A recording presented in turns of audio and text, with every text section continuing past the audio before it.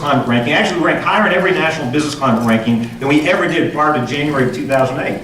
Our economy has grown by $36 billion since we've taken office, growing 50% faster than the national economy. Per capita income, our per capita income is now at its highest ranking in more than 80 years. One of the most exciting things to me, after more than 20 years, after more than 2 decades of seeing more people leave the state than come into the state, and being one of the only states, if not the only state in the South with consistent out-migration, for the last 5 years we've had more people move into Louisiana rather than leave our state. That means our sons and daughters are beginning to come home. Now we've got more work to do, but the good news is we're headed in the right direction. Despite all this great news, we cannot become complacent. We can't rest on our laurels. We need to ensure this economic growth is sustainable into the future for many generations. For the last 6 years, we have focused mainly on cultivating existing companies in Louisiana and attracting investment from companies based inside the United States. We've been very successful in these efforts, and we will continue to cultivate new investment and new jobs. But that alone won't create a sustainable pipeline of jobs for future generations of Louisianians. We need to diversify and go beyond our country's borders. We need to focus on the next frontier for business opportunities. Our economic development efforts have already included attracting companies from across the world to Louisiana. But now it's time to ramp up those efforts. Louisiana already has a very strong position in trade and foreign direct investment. But we believe there's an opportunity in front of us to create even more jobs associated with trade, foreign direct investment, and reshoring projects. Stephen Morey is here. LED has been working with the new Louisiana Board of International Commerce to develop our state's first master plan for international commerce, which was recently adopted unanimously by the board. The master plan development effort indicated that with little change in our current efforts, we can expect to create roughly 7,000 to 8,000 new jobs annually over the next 5 years from foreign direct investment attraction and increased trade. That's about 35,000 to 40,000 jobs in total. However, the master plan also includes a variety of new initiatives, the implementation of which would enable us to roughly double these job creation numbers, meaning we have the potential to produce up to 75,000 new jobs from international commerce activities in Louisiana over the next 5 years, or about 15,000 new jobs per year. Going forward, we see big opportunities to cultivate foreign direct investment, trade, or reshoring projects across a variety of sectors, including automotive manufacturing, industrial machinery, plastics, rubber products, chemicals, software and IT, business process outsourcing, and telecoms. We expect to do business with dozens of countries, but we expect the biggest opportunities from a foreign direct investment perspective will be associated with companies based in Japan, South Korea, Taiwan, Germany, Canada, and the United Kingdom. China and India will represent additional targets as well. From a bulk cargo trading perspective, the top countries of opportunity will include China, Mexico, Canada, Japan, Brazil, South Korea, Chile, Indonesia, India, and Singapore. And that brings me to what we're announcing today. On Saturday, Secretary Morey and I will be departing for a 1-week marketing and business development mission to Asia, including visits to Japan, South Korea, and Taiwan. The purpose of this trip is to cultivate more foreign direct investment opportunities and increase trade between Louisiana and key Asian markets. We're going to be meeting with dozens of corporate executives in energy, chemicals, and manufacturing industries, including companies already doing business in Louisiana, as well as companies with which we're cultivating business relationships. In several cases, we'll be visiting with companies that are actively considering projects in Louisiana. In total, we'll be meeting with at least 10 companies.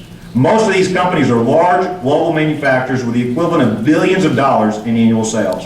Additionally, we'll be meeting with senior government officials and trade professionals to discuss expanding business ties between Louisiana and Asian markets. We want to go there to personally communicate that my administration stands ready to assist the development of their respective projects in Louisiana, and that these companies should consider our state as a strong partner in their prospective operations in Louisiana. We're targeting a number of markets with a track record of significant outward foreign direct investment. In the aggregate, Japan, South Korea, and Taiwan represent the largest source of foreign direct investment projects for which Louisiana is currently in contention. Now you might ask, why are we traveling now? And the answer is really two specific reasons. First, early on in our administration, most of the project opportunities we saw were associated with U.S.-based companies like ConAgra, EA, Gardner Denver, Folders, Newport, Ronpac, CenturyLink, and many, many more. More recently, we've seen a big shift to foreign direct investment projects over the last 18 to 24 months. Indeed, Louisiana has become a national powerhouse in attracting large-scale, multi-billion-dollar international projects. Foreign multinational companies such as Sasol, Gameloft, and Bentler have been attracted to Louisiana's unique assets and LED's custom-fit public-private partnerships to develop workforce and infrastructure. Significantly increased trade and foreign direct investment in Louisiana have helped enable our state economy to substantially outperform the rest of the country ever since we took office.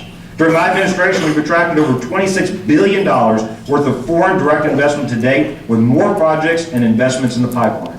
Over the last few years, on a per capita basis, Louisiana has become the foreign direct investment leader of the South and the entire country.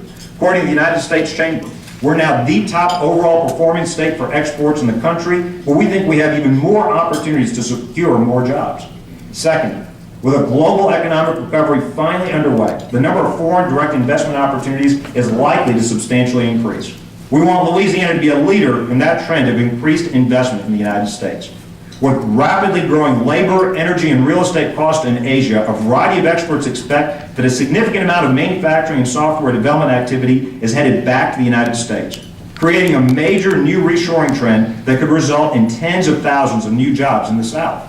This trip also represents an opportunity for us to develop deeper relationships with companies based in Asia that have already invested billions of dollars in our state, such as Formosa and Shintech. We're going to discuss how we can support their current operations, as well as explore the possibility of future growth opportunities with them. Even as we court business investment from companies that don't yet do business in Louisiana, we need to always pay attention to our existing employers, which continue to be our top economic development priority. Asia is a particularly important part of the world to visit for a few reasons. First, countries like Japan and South Korea are expected to be two of the biggest country drivers of foreign direct investment in the United States over the next few years.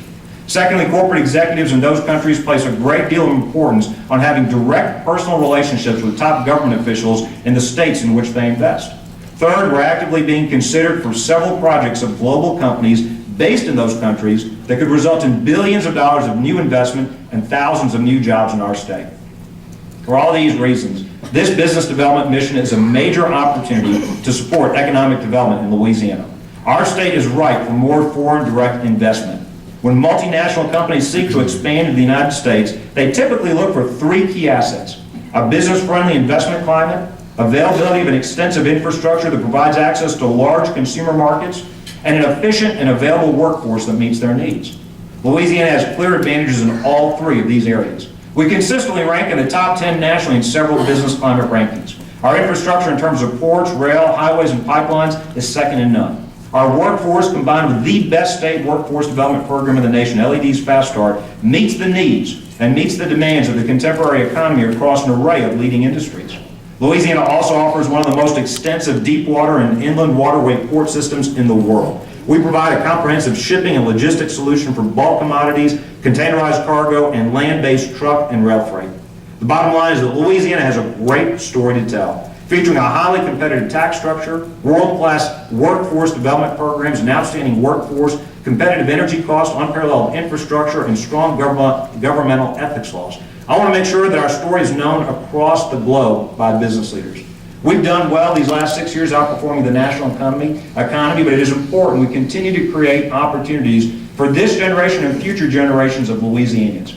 The next step, the next thing for us to do is to communicate this message personally and directly to the leaders of these global companies based in these three countries. Thank you for allowing me to come talk to you. We'll be happy to take questions. And I know, Melinda, We normally let people start taking questions how they want. Yes, sir. Governor, are you going to be meeting with top government officials in countries on your trip? We are going to be meeting with top government officials, and we'll be releasing those as those meetings occur out of deference to those offices. But absolutely, we'll be meeting with top government officials on this business. Obviously, the top priority for us is to meet with the senior executives of these businesses, many of whom are considering significant investments in our country. And I think that we have a great opportunity to tell them about the opportunities to invest right here in Louisiana. Mark? Follow up. I mean, you meeting with companies or officials or with chambers of commerce? No, we're meeting with specific companies. We'll be meeting with 10 specific companies. We're meeting with dozens of executives from those companies. That's the primary purpose of the trip, is to go and talk specifically and directly to these companies about the opportunities to invest in Louisiana. Along with that, we will be meeting with senior government officials, separate meetings, not as part of the same meetings, and with other, we'll be meeting with other trade and chamber officials. Primary purpose, though, is the 10 specific companies that we're targeting. Tell us what the 10 specific companies are. Well, we can mention Formosa and Shintech. Many of these other companies don't want to publicly discuss the fact they're considering investing in the United States. Those are two example companies we can cite. These are significant manufacturing companies. These are companies that are considering collectively investments of billions of dollars in the United States that will create thousands, if not tens of thousands of jobs. But those are two example companies we can cite. The other companies are comparable companies, but the senior executives of those companies had preferred that we not disclose the identities of those other companies. We will be, again, as we meet with the government officials, we will let you know as we do that. But again, for security and other reasons, with respect to protocol, we'll do that as those meetings are happening with those officials. Yes, sir. Governor Jim, earlier today, Judge Mike Caldwell again threw out Act 1 saying it was unconstitutional in spite of what the Supreme Court said. At what point, and Jimmy Fairfax said that we would appeal it. At what point are you going to say, oh, I'm sorry, at what point? at what point are you going to stop and try out, I guess?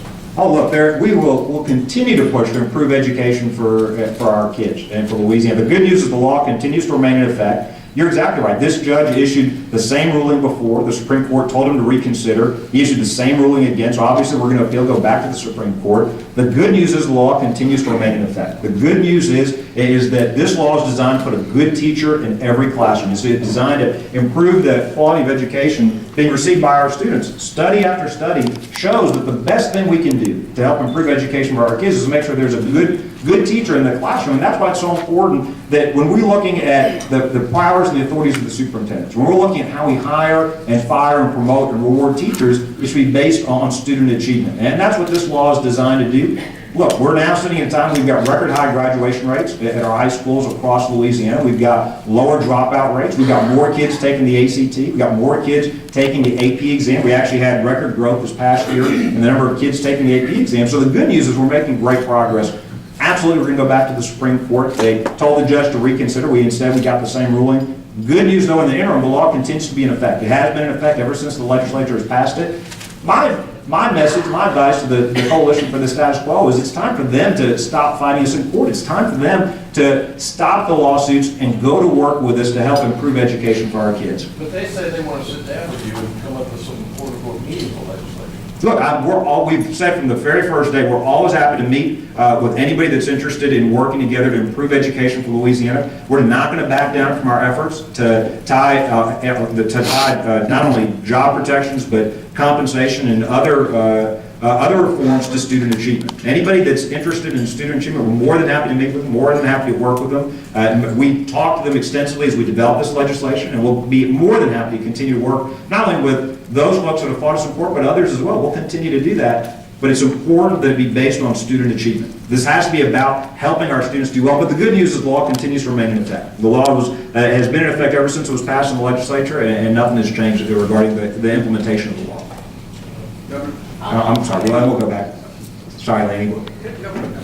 How many are going in the delegation to Asia? Who else is accompanying you? Stephen can answer that later. I don't know exactly how many folks are coming from economic development, but it's going to be a relatively small group, but he can get you those details on travel. Thank you. Laney? The judge's concerns on Act 1 were procedural rather than substantive about the nature of the reforms. Is it possible that in the legislative session that you could go back and do them as perhaps separate bills and thus obviate the need for? Well, I think the Supreme Court was pretty specific in telling him to reconsider his procedural concerns. We think that the law, as it was written, as passed, was constitutional, it was legal. I think the dual objects was not a legitimate concern. I think these were related objects. And the Supreme Court specifically told him to reconsider that. And so on this very point, the Supreme Court read his original ruling, told him to reconsider it. He issued the exact same ruling. So we're pretty optimistic we'll go back to the Supreme Court. But look, Laney, I'm not going to close any door. I think it's too important. I made it very clear our top priority, as we started that first session of my second term, our top priority was to make sure that we got meaningful and important education reforms to improve the quality of education for every student in Louisiana. So I'm not going to stand here and close any door on how to get that done. But we're confident we'll be successful in the Supreme Court. Again, they were pretty specific in telling the judge to reconsider his ruling on those same procedural concerns. He didn't raise new concerns. These were the same procedural concerns they told him to reconsider. I'm no lawyer. But if the Supreme Court tells you to reconsider, I think they're sending you a pretty strong message that, you know, if they had agreed with the original ruling, I don't think they would have sent it back to them. And so, since we got the exact same ruling, you know, obviously I'm no attorney, but we're confident we'll win again. If we won last time, we viewed the last ruling from the Supreme Court as a win. We're confident we'll win again when it gets back to the Supreme Court. But the important thing is, look, I know that there have been a lot of lawsuits about all these different reforms. Every one of those reforms is still in place. The scholarship program is still in place, the tenure reforms are still in place, the compensation reforms are still in place, course choice is still in place, the charter school reforms are still in place, linking teacher promotion, hiring, firing, compensation to student achievement, all of that is still in place. So our opponents have spent a lot of time in court, and yet every single one of those reforms is still in place. I think, going back to the earlier question, I think the time is now for them to stop fighting in court, work with us to improve student outcomes. And that's really what this should be all about. Teacher and education reform really should be about students getting a better education. It's not about the adults in the classroom, it's about the kids. Now's the time for them, I think, to stop fighting in court. Let's go to work, let's improve student outcomes. And again, the trends are good. Graduation rates are up, more kids taking the ACT, the AP exam, but we've got a lot more work to do. Nobody can be satisfied with where we are today. Governor Yes, General, ma'am. Senator John McCain came out saying that you and Governor Christie would make a good presidential ticket. What's your reaction to that? Well, I was very kind of the senator. Look, I'm obviously a fan of the senators. He's a great American patriot, a great war hero. I supported him, obviously, campaigned for him when he ran for president in 2008. It was very kind of him to say that. 2 months out from session, any ideas what we're going to be looking at in terms of the budget? And are we going to be seeing some more of this kind of sweeping reform to get rid of income tax or things we saw last session?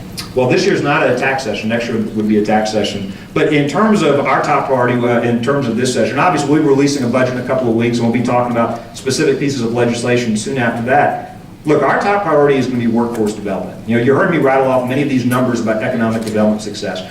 86,000 skilled construction jobs that we're going to have to fill over the next few years, tied to the projects we've already announced, not to mention all the new projects that are coming into the state. And so it is going to be extremely important that we provide the skilled workers to fill those jobs. That's both a challenge and an opportunity. That means supporting investing in higher education. That means better aligning our K-12 and higher education training programs to the needs of our economy and our employers. That means helping more students succeed. More students graduate, stay in school, not only through K-12, but after K-12 education as well. So our top priority is going to be workforce investment and training. Let me just say this, and I'll come back. Let me just say this. That's going to be something we're going to be focused on certainly the next couple of years.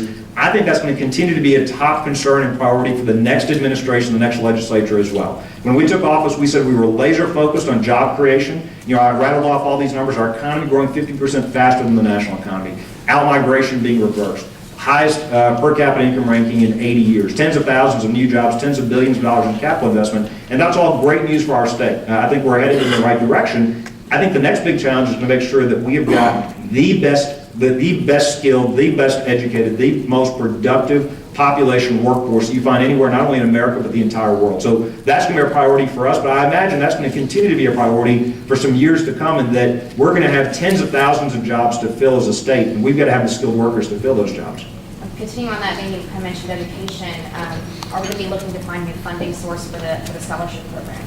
Look, again, we'll be presenting the budget in a couple of weeks. We're going to continue to fund the scholarship program, not only for the current students enrolled, for the anticipated growth as well. We know that last year there was more demand than there was supply, and so we're going to continue to support that program. I think it's a very successful program. Over 93% of the parents are satisfied with the program. You see improving scores since the program was created in 2008. So we're going to continue to fund that program. But again, we'll be releasing the budget in a couple of weeks with specifics. What's in Michelle. store for MFP funding in the budget? Again, the budget will come out in a couple of weeks, but we're obviously paying attention to the Bessie Task Force, their recommendation, and other discussions happening over at Bessie. We're going to continue to pay attention to not only the specific numbers they're requesting, but some of the ideas they're suggesting. For example, they made some suggestions on specific weights on VOTEC education and other training programs. We'll continue to pay attention to that. Again, we'll have the budget out in a couple of weeks. I know it seems like that's not going to come soon enough, but 2 weeks from now we'll have the budget out. We'll be more than happy to talk about all these questions. Governor, you mentioned some pretty macro level job creation that is certainly quite impressive. How would you respond to some fiscal conservatives that would state that other governors, notably Chris Christie of New Jersey and former Indiana Governor Mitch Daniels, may have been done better for small businesses in terms of abolishing boards that intend to inhibit small business, specifically one like the Interior Design Board that has been proven to be discriminatory against minorities and a job killer, basically. How would you respond to those governors who have been very emphatic that that type regulation was knocked? We've eliminated dozens of boards, and we're going to continue to do that. Every year we support legislation to look at duplicative or unnecessary boards. We'll do that again this year. We've done that since I've taken office, and we'll continue to do that. It's been a priority for ours, and we'll continue to look for unnecessary boards. We appreciate your input. If people have suggestions about boards they'd like to see us try to eliminate, every year we try to eliminate more than we're successful in doing, but we're going to try, every year we pass a bill to eliminate more boards, and we'll do that again this year. Thank you, Governor. Governor, we've gone after Asia before, and we're just wondering, has your office considered sub-Saharan Africa? According to the IMF, it's the second largest emerging economy. It has a growth of approximately 5 to 6% over the last 10 years sustained. After you leave office, we're going to want to still be secure. We're wondering if after you do this trip, you invest in Asia, would you be looking at sub-Saharan Africa? China has invested heavily in there. The Obama administration has thought it's a place to look at. I'm wondering if you've considered that as well. Well, look, I'd say this in general, not only about sub-Saharan Africa, but other countries in other parts of the world as well. This is likely not going to be our last trip. We wanted to start here because these three companies and their countries we're visiting do represent a significant investment opportunity for Louisiana, for the United States. They are projected to be the largest source of foreign direct investment in the near term and the short term. But this is not likely to be our last trip. The reality is we've got a great story to tell. We've made great reforms in Louisiana. We've got, for example, some of the lowest taxes for existing and newest businesses as measured by outside groups. We've now got LED's Fast Start has been ranked the best workforce training program several years in a row. We've got unprecedented interest from companies based in other countries wanting to invest here. So I think we've got a great opportunity to go abroad and show folks in countries all over the world the opportunity to invest here, but also to identify markets for Louisiana-based companies and products as well. So I think there are going to be other opportunities to travel and take that message. We're going to start here. We're going to start with these three companies, again, because we are talking to companies that are considering billions of dollars investment and creating tens of thousands of new jobs. I think this is very important in terms of the long-term economic health of our state, to make sure that we're creating these opportunities, attracting these investments. Again, I think we've done very well with companies across the country and even companies across the world. Sasol coming from South Africa being one example, looking at over a $20 billion investment in Southwest Louisiana, Bendler Steel building up in Northwest Louisiana, Eurochem looking at over $1 billion investment coming from Eastern Europe. So we've done well, but I think there's opportunities for us to do even more. So this is not likely to be our last trip. The petroleum industry in Africa, you know, you're saying Asia is more important than Africa in terms of what's coming in the future. And the IMF has indicated that actually Africa is far, far more important because even Asia is looking at Africa, and we have a significant manufacturing capacity here in Louisiana. We just think it's a good place to start focusing now. Sure, and again, let me be clear. I'm not saying one's more important than the other. I'm just saying in terms of short-term and near-term prospects, it just made sense for us to start here because of the short-term investment decisions some of these companies are looking to make. But absolutely, this is not going to be the last trip. I think there's an opportunity for us to attract investment and create market opportunities in other parts of the world. And LED, by the way, in addition to this trip, has significant outreach in other parts of the world as well. Melinda? Governor, some of the university system have said that they've had good conversations with your administration about the funding process for higher education, and perhaps that with tuition increases for grad act, they'll be able to keep and sustain the same base level of state funding that they have and get the additional tuition increase money. Have you given them any promises about what's coming for them budget-wise? Two things. One, if I did, I wouldn't tell you publicly today before I release the budget. But secondly, I do appreciate the persistence in asking. You're like my kids before Christmas. Daddy, do you know what Santa Claus is bringing us? It doesn't matter how many times I tell them I'm not telling them, they still ask. We have had good conversations with higher ed, and in a couple of weeks, all will be known in terms of our executive budget. I will say this. As to Michelle's question about the MFP, I will say this also about higher ed. We've also been paying attention. The Board of Regents, the higher ed system leaders have also been working together and making suggestions about how they'd like to see funding, including workforce investment, and also talking about perhaps matching that with other dollars or using that in specific ways. We've been paying attention to that as well and talking to them specifically about that as well. We've had very good conversations with them about that. We're very interested in some of their ideas. Yes, we have had good conversations with them, and in a couple of weeks you'll know exactly what we're proposing in the budget. Does this mean you're not going to answer my question about if you want to keep the surplus money or the tax amnesty? I thought I answered it very well. In terms of surplus and amnesty, we continue to think healthcare and education should be a priority. And again, I know 2 weeks seems like an impossibly long time away, but in 2 weeks you'll know exactly how we propose to spend that money. But I have said, and I continue to say, that I think the best use of the surplus and amnesty dollars and it continues to be education and healthcare. I think those need to continue to be priorities for our state. And again, I go back to we've done very well in attracting investment. We've done very well in outperforming the national and southern economies.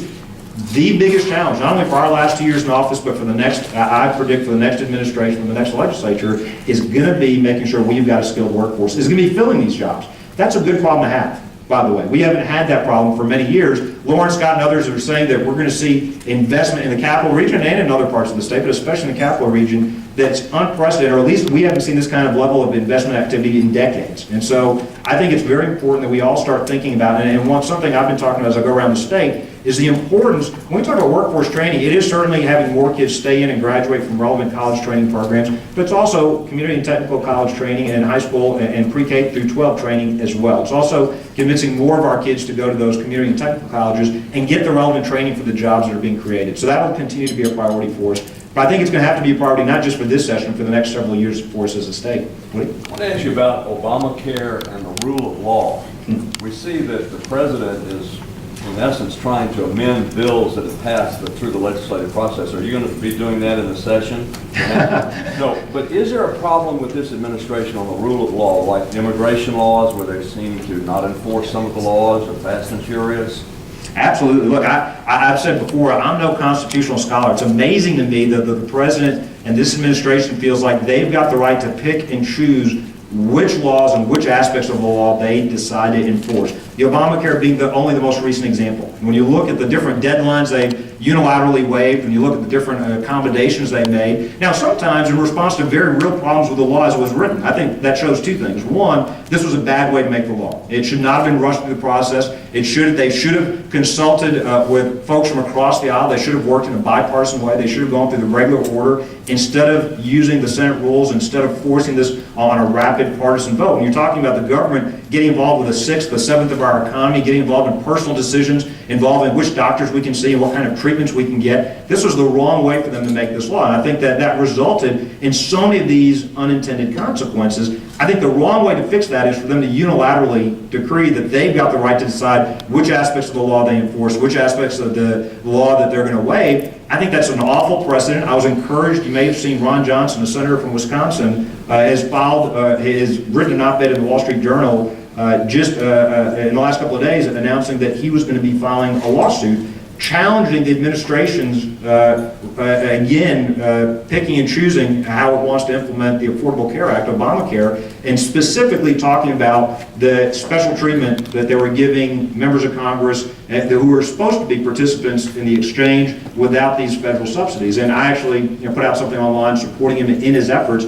I'm glad to see folks standing up and challenging that. So absolutely, Woody, I do think that's a problem. I don't think it's limited to the ACA, but I think it's especially evident in the ACA. I don't think the executive branch has those powers. I think the founding fathers got it right. I think there's a reason they created the congressional branch, and it's not right for this administration, this president, to ignore the laws, the deadlines that were passed by the Congress. I will say this, if President Bush had decided to do that, I think there would have been a lot more outcry from the New York Times, the Washington Post, and a lot of the national mainstream media, and I think they should be just as rigorous in going after this administration for doing these things. So yeah, I don't think it's appropriate, and I don't think it's limited to the ACA. I think you're right. I think there's a pattern where they've done it elsewhere as well. Governor, yes or no, do you support the state continuing to use Common Core standards? It's obviously an issue that has come up regularly with Bessie. It's coming up in the legislative session, and some education leaders have said they're not sure where you stand anymore on this. I appreciate your giving me advice about how I'm supposed to answer the question. Does that ever work? I mean, I appreciate the effort. Look, I'll tell you where we stand. We're obviously for rigorous standards. We cannot, as a state, go back. And I want to specifically praise some of the folks that have come before me. This is not something that started in our administration, but you go back to Governor Foster and Governor Blanco before me, and there were others before them. But I specifically want to mention them, the legislators that were in office at that time. They consistently, in this state, have fought for and defended rigorous standards in the face of opposition throughout the years.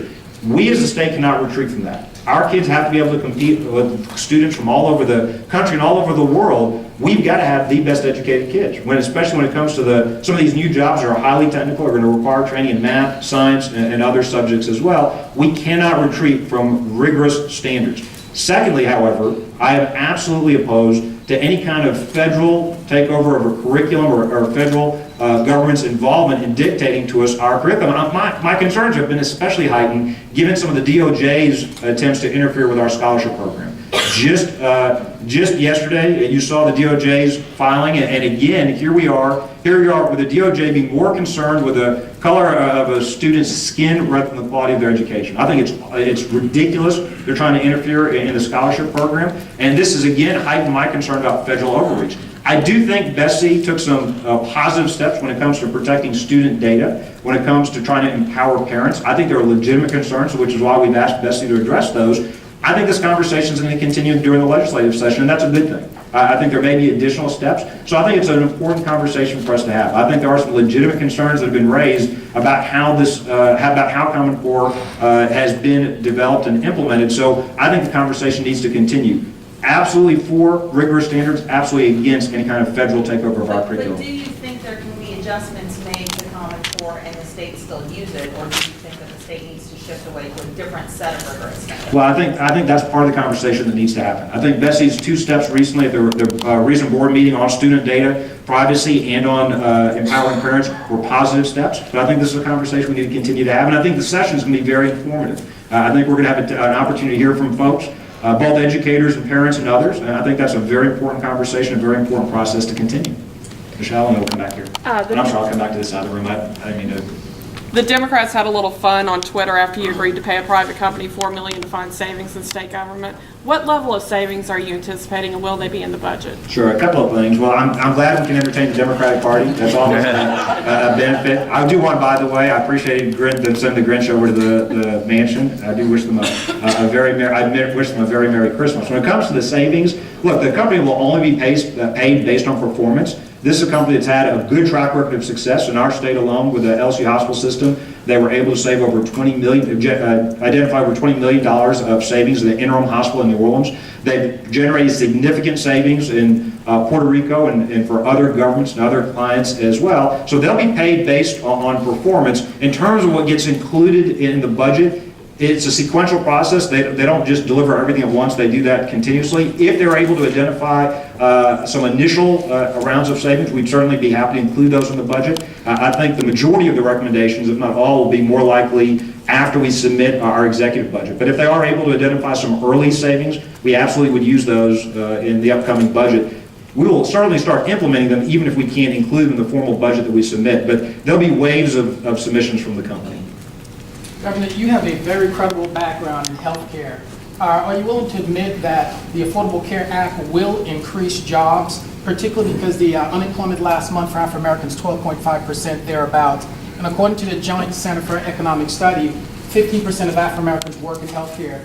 Are you willing to admit that the ACA will impact in the future on a bubble, a cusp of an increase in jobs that's going to affect African Americans? And if so, are you taking the same provisions you mentioned earlier to increase in education for that and to prepare for that? No, I actually think that the Affordable Care Act, that the Obamacare legislation will actually hurt the economy and hurt job creation. I think that whenever you create uncertainty in the marketplace, whenever you tell companies that they face more regulations, more uncertainty, more taxes, that's a bad thing for job creation. So I actually think it's going to have a negative effect on the economy. I wish, look, I think the president, let me say this, I think the president was right when he diagnosed the problems with our healthcare system. When he said that we've got to do more to help people with pre-existing conditions, he was exactly right. When he talked about runaway healthcare inflation, he was exactly right. When he talked about people in the individual market often not having the opportunity to buy affordable healthcare, he was exactly right. When he talked about bending the cost curve down, when he said on the campaign trail he was going to cut our premiums $2,500 a year, when he said if you liked your doctor, you could keep your doctor, if you like your healthcare plan, you could keep your healthcare plan, he was exactly right in all of those things. His diagnosis of the problem was right. His solution actually makes the problems worse. So I think that the president deserves credit for diagnosing the problem. Unfortunately, I've criticized the administration for the monstrosity of the legislation they came up with. I think it would have been better if they had actually worked with folks. I think it would have been better if they hadn't manipulated and used the Senate rules to try to force this through when they're at risk of losing their 60-vote majority at the beginning of his first term. I think there are real bipartisan solutions to addressing those problems. I think that it is true, for example, those with pre-existing conditions. It may be high-risk pools, it may be reinsurance, those that have trouble in the individual market, it may be refundable tax credits. One of the things that was obviously missing from the ACA, from the Affordable Care Act, from Obamacare, if he was really serious about bending down the cost curve, where was the effort on frivolous lawsuits? I mean, if he was really serious about improving the quality of health care, where was the attempt to curb the overuse of defensive medicine, which costs tens of billions of dollars in our healthcare system? So, no, unfortunately, I think it's going to be bad. I think it already has been bad for the economy. I know they've delayed the employer mandate for a year. I think that, again, going back to the earlier question, I think they're picking and choosing which parts of the law they decide to enforce. They had to go to court and say that it was a tax after they went to the public and said it wasn't a tax. I think that's a bad thing for the economy. So I think it's actually going to have a harmful effect on small businesses. Here and then we'll back to Dan. You were in Congress for a number of years and have a background in healthcare. Can you refresh my memory now that you've agreed with the diagnosis? Can you refresh my memory on what plans the Republican Party put forth in the last 2 decades to solve the healthcare? Sure, I'll be happy to get you some copies of different things I've written and others have written. For example, look, Tom Price has passed, he's introduced a bill with the Republican Study Committee in the House. Paul Ryan has introduced multiple different plans with Senator Coburn. There have been several different attempts. I was the ED of a bipartisan Medicare commission. It's not a Republican plan, but worked with John Rowe and Bill Thomas to come up with a bipartisan effort back in the 90s. And quite frankly, if President Clinton, if his administration embraced that, I think we'd be in a lot better place than we are today. It was a plan, by the way, that was endorsed not just by the AMA and the Wall Street Journal and the Mayo Clinic, it was also endorsed by the DLC, a Democratic group. This was a serious bipartisan plan that would have helped to shore up the finances and improve the quality of care in Medicare. So, yeah, we'd be happy to get you copies of some of those plans, but I'd point you to Paul Ryan's work, I'd point you to Tom Price's work. Now, I will say this, I formed a group called American X because I do think my party has been guilty too often of being the party of no. And I've said the Republicans need to stand up and say, if you want to repeal Obamacare, what do you replace it with? And I do think there's a void there, and I want to work to help fill that void over the coming year. So I do agree that the Republicans could be doing more, but yeah, I think they're having a number of plans. You may not agree with all of them, but I think they're having a number of serious, credible alternative plans. There have also been plans from different think tanks, like AEI, the Heritage Group, and other free market conservative groups as well. Well, follow up. Why do you think that there was no traction to any of those plans and never got any visibility? Well, I can tell you on Medicare reform, we needed a supermajority vote. We got the Senate Democrats, we got a couple of Senate Democrats, we got the House Republicans, we got the Senate Republicans. We just needed one more vote. We would have liked to have 2 more votes from the White House's appointees. The Wall Street Journal hypothesized, I can't confirm this because I wasn't in the room, because I do know we were negotiating with 2 out of the 4 White House appointees at the time in the 90s. They hypothesized because of the Monica Lewinsky impeachment efforts that House Democrats went to the White House and said, you've got to pull back your support of Medicare reform. We don't think that you should do this given the political environment. I can't tell you whether that happened or not. I can tell you we had 2 appointees who were on the verge of agreeing to those bipartisan reforms, and then all of a sudden said they didn't want to talk anymore, that there was no accommodation that would encourage them. Up to that point, they publicly said they were for premium support. They had said that their only concern was the amount of subsidies given to prescription drugs, which was later added in Medicare Part D. But again, I can't tell you why they stopped negotiating or why they stopped talking, but they simply said at that point they weren't, well, there was no condition on which they would vote yes. One of those members, by the way, then testified to the Ways and Means Committee on the record that he regretted that. That it was one of his biggest mistakes he'd made. He wished he had actually negotiated and said yes, and that we would be a lot further along. He said that shortly after the end of the commission. So one of the reasons I think there hasn't been traction is that there hasn't been a willingness to do this in a bipartisan way. I don't think healthcare is a big enough, important enough issue. When you think about the creation of the large modern-day entitlement programs, the big domestic policy changes, for the most part, they've been done on a bipartisan vote. And I think healthcare is important enough, it shouldn't have been done on a purely partisan vote, reflecting the extreme views of just one party. I think what has hurt the efforts before, again, I can speak most specifically about Medicare reform. That was one I was most involved with. I do think one of the things that hurt us was, again, we were very close. We had Senate Democrats. Now, look, Senator Kerry was very brave to stick with us up until the end. We knew at that point we had 10 out of 17, but we needed 11 out of 17 based on the way the law was written. Even when it was obvious we weren't going to get the 11th vote, Senator Kerry, to his credit, stuck with the report. When you have a Democratic senator, a U.S. senator at the time, no political benefit for him to stick with the majority, but he did. I want to praise him for that. I think there were significant Democrat, Republican, and I want to remind you again, the DLC, this wasn't just some heritage, or this wasn't some just conservative think tank producing a recommendation. We're talking about in the middle of the 90s, the end of the 90s. You've got a serious bipartisan effort to reform Medicare. The DLC and the Republican Party endorsing it. I think that was a tremendous opportunity. I think President Clinton did a good job reforming welfare. I think he could have also reformed Medicare as well. I wish he had done it, because quite frankly, we'd be a lot further along. And the longer we wait to address these problems, the worse they're going to get. They don't get any easier. Governor, are your overseas travel plans part of an effort to furnish foreign policy credentials for national office? No, look, Louisiana's got a great opportunity to attract investment, to attract jobs. The reality is, we've been planning this for several months. I've been invited dozens of times by different senior executives and government officials. The reason we picked these 3 specific countries is I think there are real opportunities, not only in the short term, but to build long-term relationships that will benefit our state.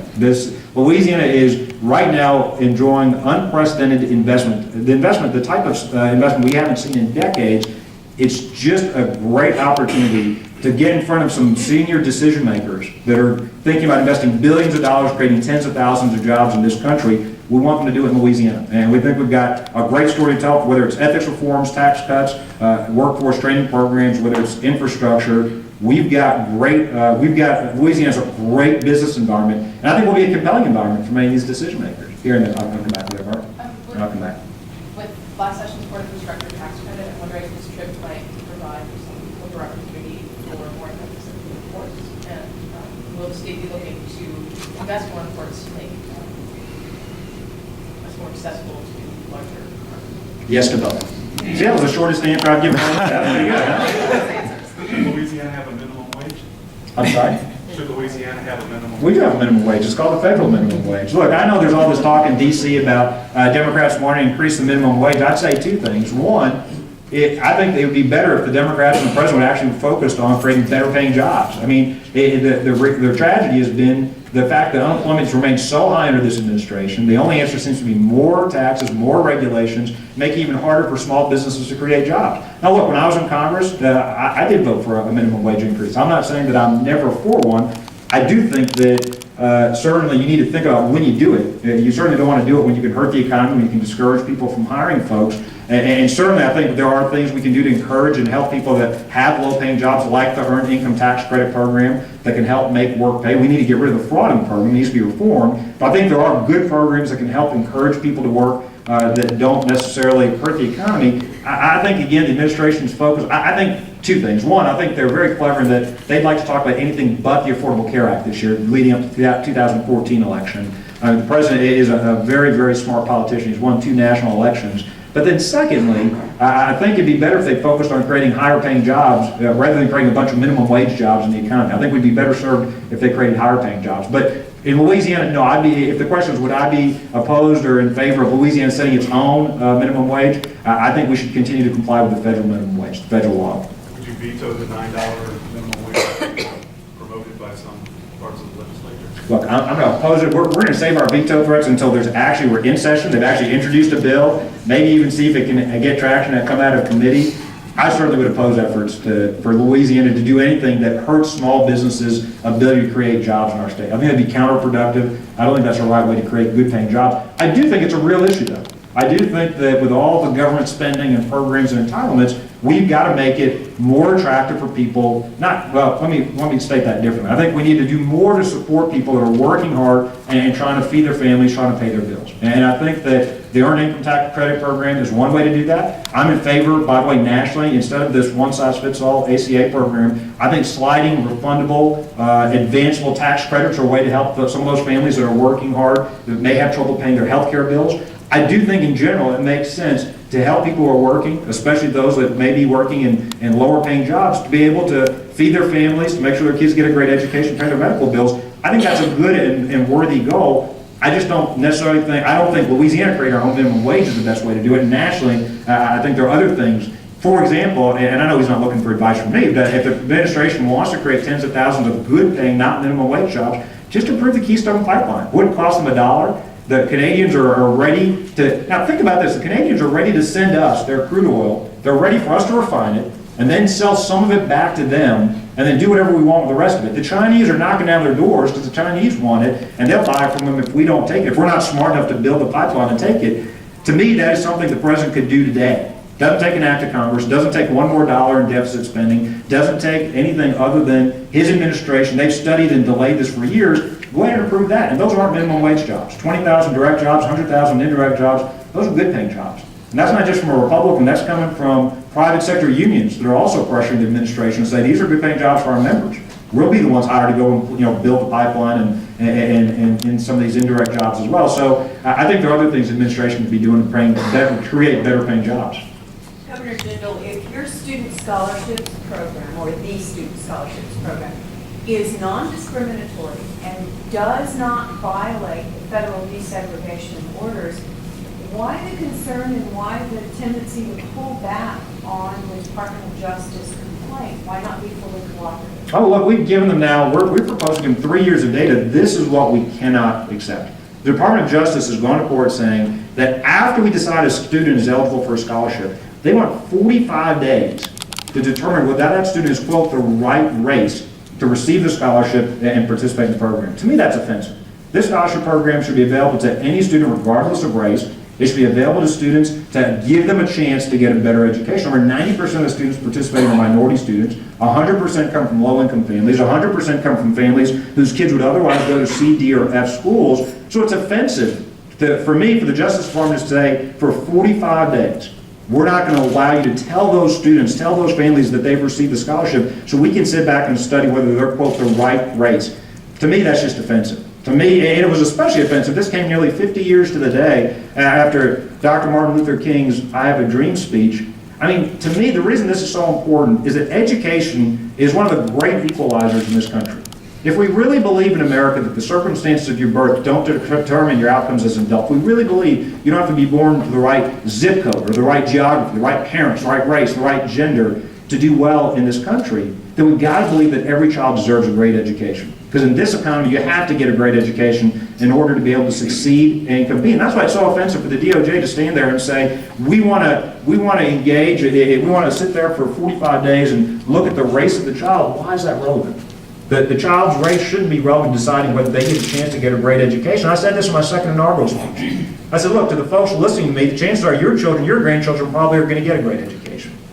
I bet you nearly every person in this room will move to a neighborhood with a good public school, or if you have children or grandchildren, will save the money. If you don't want to do that or can't do that, send them to a good private school, or you'll homeschool them. We'll do what it takes to make sure they get a great education. We're talking about kids who live in families that can't afford to do that. They're trapped in neighborhoods with failing schools. That's why I find the whole DOJ intervention to be nothing but politics and offensive. I mean, I don't know for certain, certainly, but I suspect it's due to teacher unions. I don't see any reason for them. You've got parents that are happy. You've got a program that is benefiting kids that need a chance to get a great education. That's why I think it's offensive. They want to make this about race instead of the child's education. Well, wasn't that the whole purpose of the desegregation orders, was because it had been about race? And as long as we're still under those court orders, or they're still under court supervision, why not be But in the recent filings, they're not even alleging that we have violated. They've not shown one instance of a violation of the Brumfield decree. So the reality is, they're not even alleging that. What they're saying is, going forward, we want to have the chance to look at the child's race and decide whether they get to participate in the program based on that. Again, this is a program that does random assignment. The schools aren't allowed to select the students. They're not allowed to make decisions based on race. The reality is, they're not even alleging this has violated those decrees. They're simply saying they haven't shown one instance where we violated the Brumfield consent in any shape or form. But they're saying going forward, despite that, because they actually withdrew their initial filing to try to halt the program. Instead, they've come in here now and said, now we want to have this onus. They want to tie us up in red tape and regulations going forward. Look, I think there's a pattern. I think this DOJ doesn't like school choice. But they've shown that in other states. It's not unique to Louisiana. It just happens to be happening to us today. We need to remember, this is about students and their ability to get a great education. And we've given them the data for 2 years. We've said we'd give them the data for this year as soon as we've got it. 3 years of data, that's all they need. If they can show any instance where we violated the law, we'd be happy to remedy that. They haven't shown that. All they want to do is to slow down this program. I think it's been done for political reasons. Governor, why do you think Louisiana has perhaps the highest AIDS rate in this state? Look, I'm sure that there are public health officials that could talk to you better than that, about that than I could, in terms of the... You were a public health official. Well, no, I'm talking about the medical doctors who head up and work in public health. I'm not talking about the Secretary of DHH. I'm sure the folks that could talk to you about that. I think the important thing is, regardless of what happens, we need to obviously all work together to do more, not only to prevent, but to help those that have AIDS. But I would defer to the folks over at DHH and OPH in terms of why that's so. Any reason why Louisiana would be higher than, say, Mississippi or California or New York? Again, I'd refer you to OPH, and I'm sure they can give you a better explanation than I could. My background's not in epidemiology, and I don't have the expertise, but again, I'm sure they could tell you that.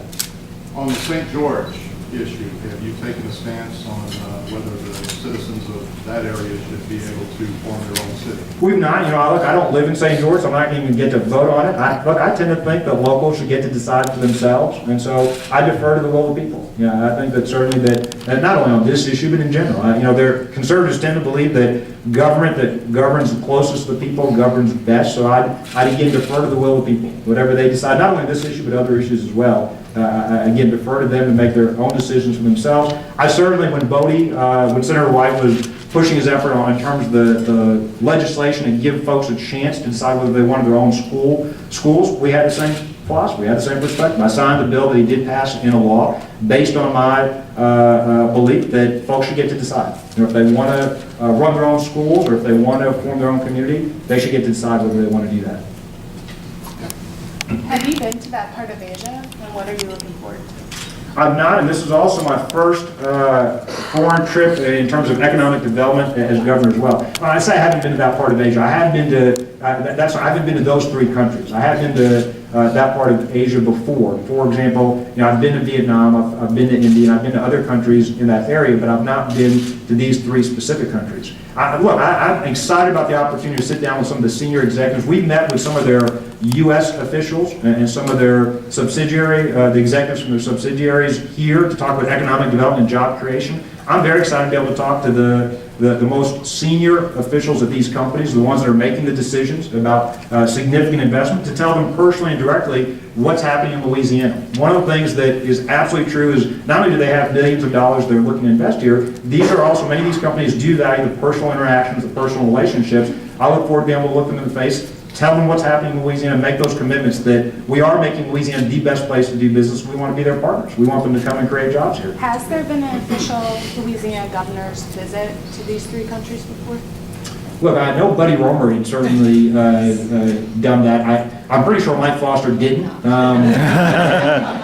I think Kathleen may have gone as well. I'm sure others can look up. I think Kathleen went. Mike didn't. Buddy, I'm pretty sure, I think he'd gone to Japan. I know there was an office in Japan. I don't know if he personally went, but I think there was an outreach to Japan at that time. Beyond that, my memory gets a little hazy. I was more interested in things other than governors before that, so you'd have to ask others.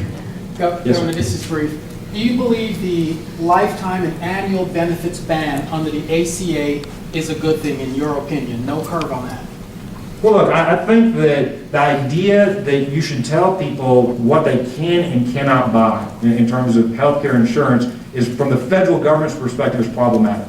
As a consumer and as a public policy person, do I want to make it easier for families to be able to afford health insurance without lifetime bans and with more comprehensive benefits? Certainly. But what I think becomes problematic is when the government starts to tell people, we're not going to let you buy insurance that you think is best for you or your family. And we're going to start mandating from the federal government a one-size-fits-all approach.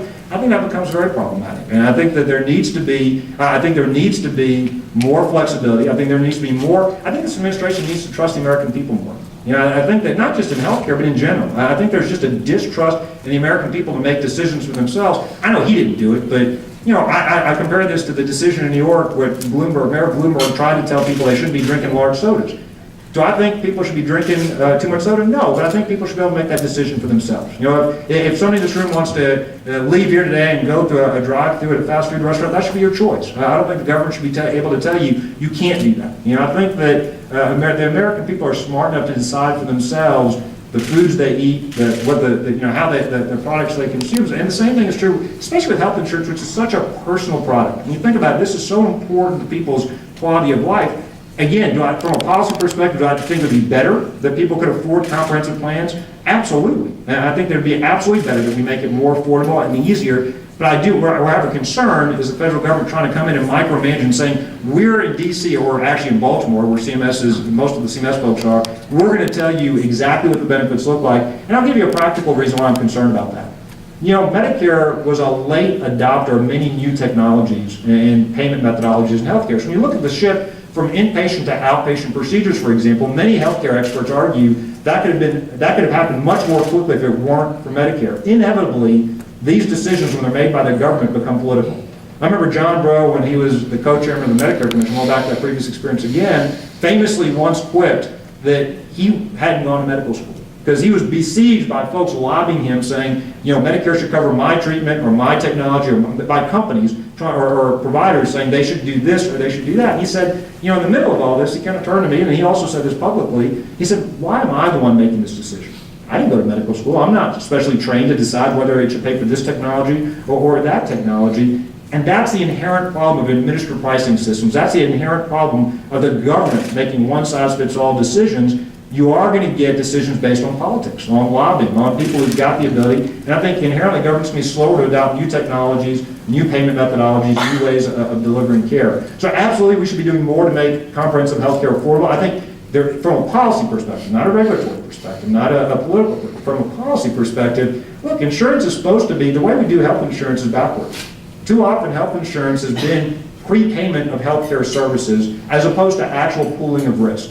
And the whole point, I think, behind wanting everybody to have at least catastrophic coverage is that you can pool that risk against those expenses that you couldn't otherwise afford. So that, God forbid, if you get diagnosed with cancer, you get into a car accident, or something happens, you have trauma that you can afford, your insurance should help you pay for that, as opposed to just paying for the nominal payments that you could otherwise afford. So I think that there's a sound policy rationale for saying we want to help everybody afford affordable, catastrophic, and comprehensive coverage. And there are ways to do that, through the tax code, through tax credits, and other ways, through group purchasing, through the interstate sale of insurance. Where I have a problem is this idea that the federal government is then going to go even further than that and tell people, we're not going to let you buy what you want. And by the way, catastrophic means different things to Bill Gates than you or me. And so people need to have the ability to vary their coverage based on their individual circumstances and their situation in life. You know, Bill Gates may be able to self-insure a lot more than you or I could, and that's a trivial example. There are other practical examples as well. That's what makes me very nervous about the federal government coming in with a one-size-fits-all decision saying, we're going to make it illegal for you to buy this insurance that you used to have, you used to be happy with, and was serving you fine until now. Yeah? This is more of a just generalized question about how do you make decisions? Yeah. Because you're certainly versed in a lot of facts and figures, and I get the sense that you're reading all the time about all this content. But when you decide priorities and spending for our state budget, when you decide your administrative package, what's the process you go through to make a decision? Sure. Well, thank you, Beth. I'd say, look, three things. One, I want to emphasize we've got a very capable team. And, you know, Christy Nichols does a great job as a commissioner of administration. She had the great predecessors before her as well. So even before we put forward a budget to the legislature, we make our recommendations, there's been a thorough vetting process whereby we hear from not only cabinet officials and others in these departments, we hear from folks outside the government as well. Literally almost as soon as one session ends, they start the process to get ready for the next budget. You know, the ink is barely dry on one year's budget before the work starts on next year's budget. So one of the things I want to emphasize is there are a whole lot of people that work together to put together our reform legislation to help to put together our budget. It's not just one person. There's several people, and they put a tremendous amount of time and work into doing that. Secondly, I think one of the things that's important for me to bring to the table, in addition to all the work that's being done by so many people, is that it is so important as a state that we set priorities. And I said this both when I ran for my first term and our second term. I said we're going to be laser focused on job creation.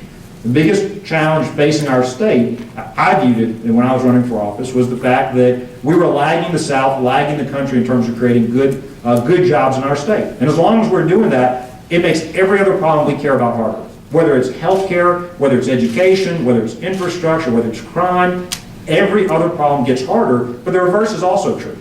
The more good-paying jobs we have, the easier it is to address so many of these other concerns. A rising tide does lift all boats, and I do think there is an opportunity as we continue to create good-paying jobs to make improvements in other areas as well. And so one of my jobs is to make sure that our funding, our budget, as well as our legislative package is consistent with those priorities, and that we can't be all things to all people. And I think one of the problems our state's had in the past is we tend to spread our resources so thin. And you can see it in terms of our academic investments in our universities. You can see it in terms of our investment in state facilities and in programs. We spread our dollars so thin that we couldn't make significant progress instead of being much more rigorous and saying, we're going to invest in programs with real results, with accountability, and we're going to set priorities.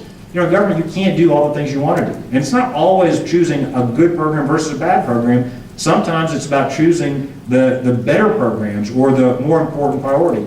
Finally, look, I think that you also in this job, you have to bring a dose of humility. You're never going to bat 1,000. There are always going to be people that have other ideas, better ideas, or insights that you missed, and you got to be willing to adjust and adapt over time and listen to folks. And it's a process. You know, we submit a budget that's a starting point. We submit a set of bills, and then we work with legislators to modify them through the process. We work with the public to modify through the process, and hopefully end up with a better result by the end. Here's the important thing for me. When we ran for office, we said that we were going to be all about job creation, and every day I want every administration, when they wake up, thinking about how do we achieve that goal. And that's obvious for someone like Stephen Moore in LED, but that should be true in all the different departments. And I'll give you an example. When Tim Barfield was over at then the Department of Labor, for example, we said one of your missions here, it's not just a process. Certainly one of the things they do is they process unemployment and they send out unemployment checks, and that's fine. But we want you to think of yourself as a workforce training agency. It's to help people get better paying jobs. It's one of the reasons we changed the department and passed some important legislation. I want everybody in administration thinking like that, whether it's DHH, whether it's workforce, whether it's corrections, whether it's higher education, whether it's K-12. One of the things we do every day is how do we stay focused on job creation? How do we make that our consistent #1 priority? Look, at the end of the day, when I'm done, I'm sure that, and y'all been kind enough now, I see him getting closer, I see Jim listening to, he wants his mic back. Yeah, the one area I thought we'd talk about, and y'all been kind enough not to ask, you know, about 2015, the governor's race coming up, and I'm sure there'll be plenty of time to talk about that as well. One of the things, as we look forward to where we give the baton to the next group, there will always be more work to do. I tell my team this, and they're tired of me saying this, I tell them, we're going to run out of time before we run out of things to do. And I also tell them that I don't regret for a minute the battles we lost. What I'm going to regret are the battles we didn't fight. I have no doubt the day after I leave office, I turn it over to the next person, that we're going to look back and I'll say, boy, I wish we hadn't tried that. I wish we hadn't lost that in the legislature. It's going to be, boy, I wish we had tried this. I wish we had tried to do these things. And so there'll be plenty of work for the next administration to do, but we're going to, as long as we're still in office, we're going to continue to be focused on job creation. What that means in the short term, workforce training, education. It means making sure we've got the best trained, best educated, most skilled population you'll find anywhere in the world. This is a great time for Louisiana. I was born and raised here, tired of seeing my friends leave the state. It is exciting. It is exciting for me to be able to stand up in front of you and say, one of our biggest problems is we've got more jobs than the people to fill them. That's a problem. That's a good problem to have. And it's not a problem we've had. I can't remember having that problem in my adult, the entire time I've been an adult. I'm trying to remember my entire life. Maybe when I was a child in the 70s. It's been a long time since we've had that problem as a state. That's the challenge facing us. I think I'm supposed to give the microphone out. Never running for president. Do you want to give the answer, Melinda, or you want me to give the answer? Melinda or Michelle or any one of these reporters can tell you what I'm going to say. The reality is that I haven't made that decision. What I am doing in 2014, we've created America Next to focus on policies. I think that too often people in D.C. are worried about 2016. We've got to win the next election first, which is the 36 governor's races, the House, the Senate races this year. But even more importantly, we've got to win the debate of ideas. And to the earlier point, I'm a Republican. The Republican Party needs to stop being the party of no. We need to have detailed, specific policy ideas on health care, on energy, on education, on higher education, on job creation. I'm going to be spending my time doing that. Let's go win the debate of ideas. This is a great country, and I'm a complete optimist about our country. By the way, I don't agree with this president's policies, but I still think America's best days are ahead of us. I'm not one of those that thinks this century belongs to China or anybody else, but I do think the decisions we make are important. And I think we've got a series of important decisions to make in front of us to make sure that our kids inherit more opportunities than we inherited from our parents. I'm going to be focused on America Next. Let's go have that debate of ideas. Let's go win that debate of ideas. I think that's the right next step. And we'll think about what comes next later. Thank you. Thank you all very much for being